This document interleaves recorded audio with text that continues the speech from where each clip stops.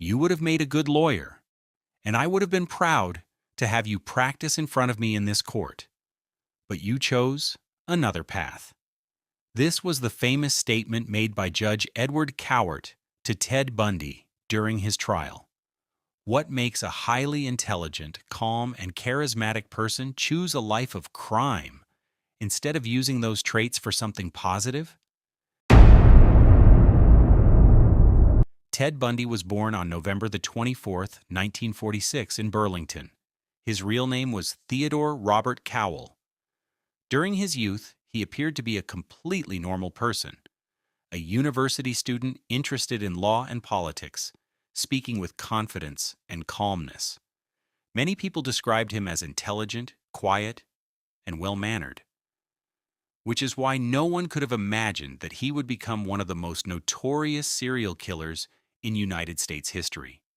But behind this calm image, there was a very dark side. In the early 1970s, Bundy began committing his crimes across several U.S. states, including Washington, Utah, Colorado, and Florida. He mainly targeted young college women. One of his most famous methods was pretending to be injured. Sometimes he would wear a sling on his arm or act as if he needed help carrying books or items to his car. When a victim approached to help him, he would attack and abduct her. The first known victim was Linda Healy, who disappeared in January 1974 in Washington state. After that, disappearances began to occur at a terrifying rate. Throughout 1974 alone, several women went missing, including Donna Manson, Susan Rancourt, Brenda Ball, Jorgen Hawkins, Janice Ott, Denise Naslund. He later moved to Utah, where more women also disappeared: Nancy Wilcox, Melissa Smith, Laura Aim, Deborah Kent. At the time, police noticed something strange. Many witnesses described a handsome man named Ted. But despite the suspicions, authorities did not have enough evidence to stop him. In 1975, a major turning point occurred. Survivor Carol Duranch managed to escape after he attempted to kidnap her from a shopping mall in Utah. She said the man claimed to be a police officer and tried to force her into his car, but she resisted and escaped. A few days later, Ted Bundy was arrested for the first time on August 16, 1975. When police searched his car, they found suspicious items such as handcuffs and tools that matched what the survivor had described. Over time, several states began linking his name to multiple disappearance and murder cases. But the story did not end there. During his trial in Colorado, Bundy chose to represent himself in court. Because of that, he was sometimes allowed to move without restraints inside the courthouse. On June 7, 1977, he took advantage of the situation in a shocking way. He entered the law library claiming he needed to review case files, then opened a window, jumped from the second floor, and escaped. He remained on the run for several days in the mountains before police recaptured him, but only months later, he escaped again. On the night of December 30, 1977, he took advantage of weak prison security. He created a fake body in his bed using books and blankets to make guards believe he was sleeping, then escaped through a hole in the cell ceiling and left the prison completely. This time, he made his way to Florida. There, he committed some of his most infamous crimes. In January 1978, he entered a house occupied by university students in Tallahassee and attacked several women while they were sleeping. The victims who were killed were Margaret Bowman, Lisa Levy. Others survived, but were seriously injured.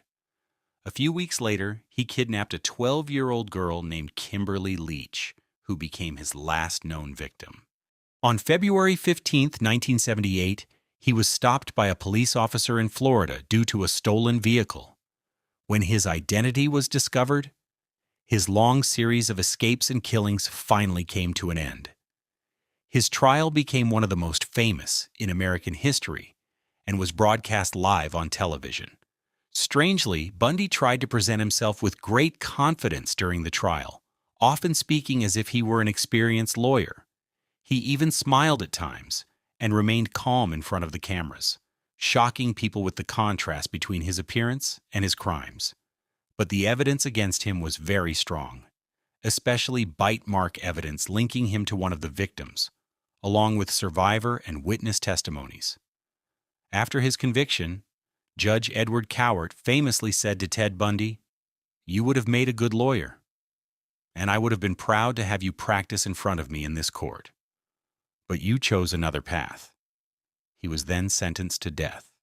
Later, before his execution, Bundy confessed to killing at least 30 women, though investigators believe the true number could be much higher.